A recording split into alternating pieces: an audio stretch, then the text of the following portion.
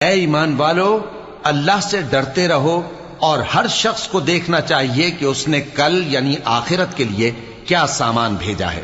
اور ہم پھر کہتے ہیں کہ اللہ سے ڈرتے رہو، بے شک اللہ تمہارے سب اعمال سے خبردار ہے۔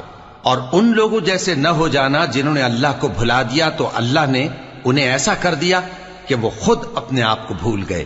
یہی لوگ ہیں نافرمان۔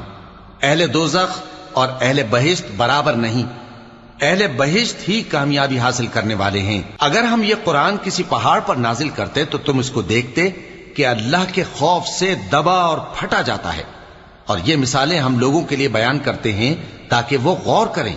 وہی اللہ ہے جس کے سوا کوئی معبود نہیں، پوشیدہ اور ظاہر کا جاننے والا، وہ بڑا مہربان ہے، نہایت رحم والا ہے۔ وہی اللہ ہے جس کے سوا کوئی عبادت کے لائق نہیں، بادشاہ حقیقی